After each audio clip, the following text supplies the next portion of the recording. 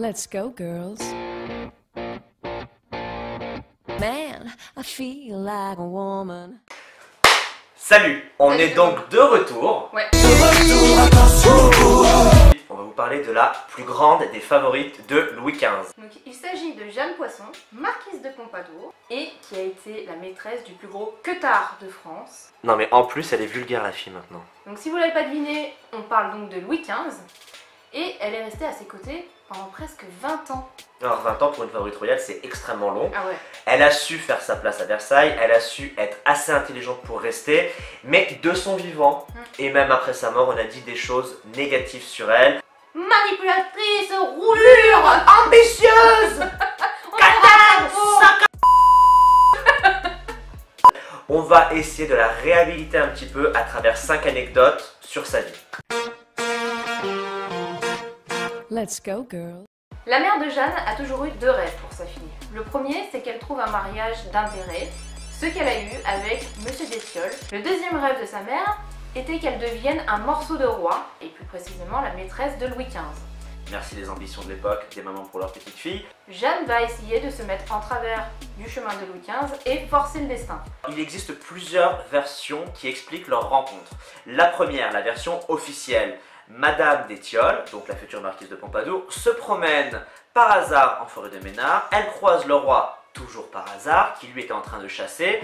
Ils se voient, c'est le coup de foudre et ils vécurent heureux pendant 20 ans. Néanmoins, il y a deux versions un peu plus officieuses qui existent, et la première serait donc qu'elle se serait déplacée en forêt de Ménard pour rencontrer le roi, et elle se serait mise sur son chemin. Malheureusement pour elle, il ne l'a pas remarqué tout de suite. Donc elle a dû rester des mois et des mois sur ce lieu pour essayer d'attirer son attention. Est-ce que tu m'entends? Est-ce que tu me sens? Je suffirai, s'il te plaît, réponds-moi. Au bout d'un moment, ça va quand même fonctionner. Il va se rendre compte qu'elle est là, il va se dire elle est plutôt pas mal celle-ci. Et puis il va demander à un intermédiaire d'avoir des informations sur cette personne. Il va donc inviter Jeanne au bal des Ifs, qui est un bal masqué. Ohé. Et là, ça aurait été une sorte de coup de foudre, donc entre les deux, ils auraient discuté, ils se seraient plu, et puis ils auraient même consommé dès la première nuit dans un buisson. Voilà, ça c'est toujours très très classe. La deuxième version officieuse, qui est beaucoup moins glamour, c'est que finalement, le valet de Louis XV, qui était Binet de Marchier, aurait fait venir Jeanne d'Étiolles dans la couche du roi pour qu'il passe un moment agréable. Le roi aurait eu un coup de cœur pour Jeanne d'Étiolles, il l'aurait fait revenir plusieurs fois à la cour, et c'est de là qu'aurait commencé leur histoire. Dans cette version, on comprend facilement qu'il est plus classe de dire j'ai rencontré Magot par hasard dans la forêt et on a eu un coup de foudre, que de dire c'est mon valet qui a été prendre son 06 qui l'a ramené un soir chez moi parce que je me sentais un peu tout seul. Avec toutes ces explications, à vous d'en juger, mais nous on va quand même conserver la première version qui est romantique. Let's go, girl. Jeanne Poisson est à présent la favorite de Louis XV, elle est même devenue marquise de Pompadour et ça rend beaucoup de gens jaloux. Elle est accusée d'absolument tout et notamment d'être dépensière. Alors oui, elle a dépensé du pognon, du flouze, des thunes, de l'or, sauf que ce qu'on sait peu, c'est qu'elle a dépensé, certes, mais pour la France. Elle partageait avec Louis XV des passions communes, telles que les bâtiments, les meubles, les dorures, bref, tout ce qui coûte cher, et elle va utiliser cette passion commune pour faire rayonner la France. Durant les 20 ans aux côtés de Louis XV, elle va donc décider d'acheter plusieurs bâtisses et de les redécorer en son genre, donc le style Pompadour. Elle va dépenser entre 6,5 à 7,4 millions de livres, ce qui représente à peu près 70 millions d'euros de nos jours. Alors oui, c'est une grosse somme, sauf que si on se penche un petit peu sur les dépenses, on va vite se rendre compte qu'elle n'a pas dépensé pour elle, pour se faire plaisir, mais elle a dépensé pour faire plaisir à Louis XV et surtout pour faire rayonner la France et étendre l'influence de la France dans tous les domaines, que ce soit l'artisanat, l'architecture, l'ameublement, la décoration, les tissus, etc. La marquise de Pompadour disait d'ailleurs qu'elle n'aimait pas donner du pain directement aux gens, elle préférait les faire travailler en leur donnant de l'or et redistribuer les richesses de la France. Elle reçoit d'ailleurs très peu d'argent de la part de Louis XV, elle reçoit en début de relation 4000 livres, et puis en temps de guerre, c'est un peu plus dur, donc elle récupère 3000 livres par mois. Donc ça représente quand même à peu près 35 000 euros par mois, sauf qu'elle devait vivre et tenir son rang avec ça pour pouvoir rester la marquise de Pompadour. Let's go, girl. Une des facettes qu'on ignore souvent de la Pompadour est qu'elle était une grande amatrice de comédie et de chansons. Elle a d'ailleurs suivi une formation de comédienne quand elle était plus jeune et cette formation lui a été très utile à son arrivée à Versailles. Elle lui a permis de s'adapter et de faire face aux faux semblants qui régnaient à la cour à l'époque. Ça va d'ailleurs lui servir un peu plus tard parce que elle avait pris l'habitude d'envoyer des fleurs à la reine, donc la reine qui n'a rien contre la Pompadour, mais qui n'est pas non plus son amie, c'est un petit peu normal puisqu'elle se tape son mec, donc on peut comprendre la place de Marie Lesinska dans ce bordel à trois. La marquise de Pompadour, voulant bien faire, un jour donne directement les fleurs à la reine, c'est quelque chose qui ne se fait pas. Sans déconner, on a été choqués, hein. Pas choqué, toi? Et la reine va quelque part en profiter pour essayer de se moquer un petit peu de la marquise en lui demandant d'interpréter une chanson puisqu'il paraît qu'elle est une excellente chanteuse et une excellente comédienne. La marquise est tout d'abord un peu déstabilisée de la demande de la reine. Tous les yeux des courtisans sont posés sur elle, mais très vite, elle se ressaisit. Elle va chanter une chanson qui est La magicienne Armide, du début à la fin sans aucune fausse note. Elle quitte donc la pièce la tête haute, elle n'est pas tombée dans le piège de la reine. C'est une double victoire pour elle, autant sur la reine, mais ça m'intéresse pas beaucoup parce qu'elle a quand même beaucoup de respect pour la position de la reine. Mais c'est vraiment une victoire par rapport à tous les courtisans. Elle a pu leur prouver la puissance de sa voix et la puissance de sa place au sein de la cour de Louis XV. Let's go, girl. La Pompadour a donc tout misé sur sa beauté pour séduire le roi dans un premier temps. Sauf que sa beauté va vite se faner. Dès le début de sa relation, elle va commencer à tomber malade. Elle va tout d'abord avoir des MST parce que son amant royal n'est pas fidèle, bien sûr, à sa femme et pas non plus à la Pompadour. Elle va donc développer des problèmes gynécologiques. On rajoute à ça un problème de frigidité qui était déjà inhérent à la Pompadour. Frigide plus MST égale relation sexuelle assez douloureuse. Donc ils vont rapidement se dire au bout d'un certain temps qu'ils ne peuvent plus avoir ce genre de rapport.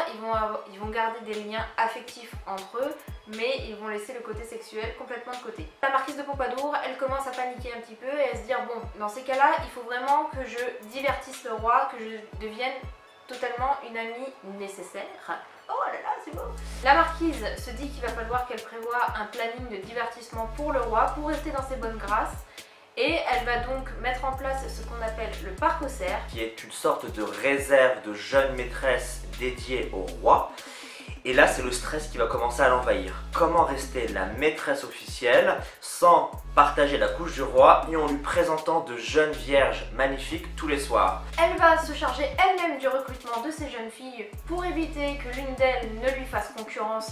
Malgré tout, l'une de ces jeunes filles qui va finir dans le lit du roi va vouloir prendre sa place. Il s'agit de Marie-Louise O'Murphy, qui elle s'est dit je suis dans son lit donc je vais pouvoir lui demander tout et n'importe quoi. Elle vient vers le roi avec une demande très précise de devenir la prochaine marquise de Pompadour. Le roi, qui est encore très attaché à la marquise, refuse et lui dit tout simplement vous allez quitter la cour sans faire de bruit, on va vous trouver un petit mari à l'autre bout de la France et je ne veux absolument plus jamais vous voir.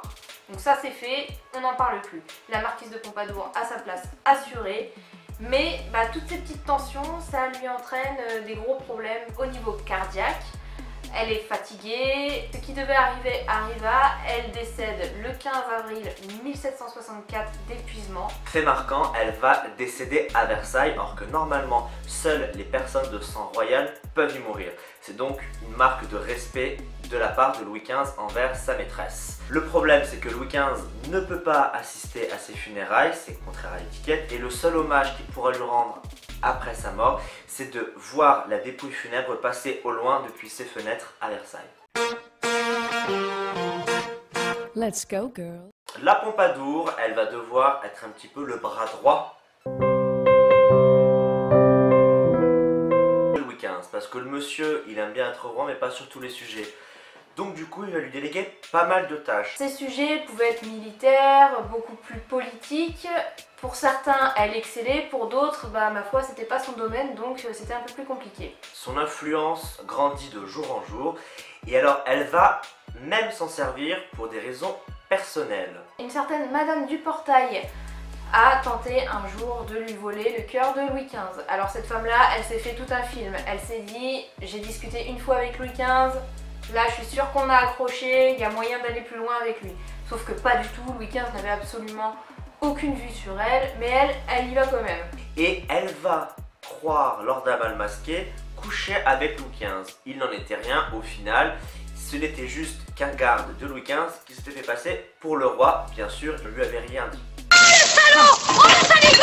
Quelques années plus tard, cette même Madame du Portail a été accusée, à tort ou à raison, de vouloir empoisonner son mari.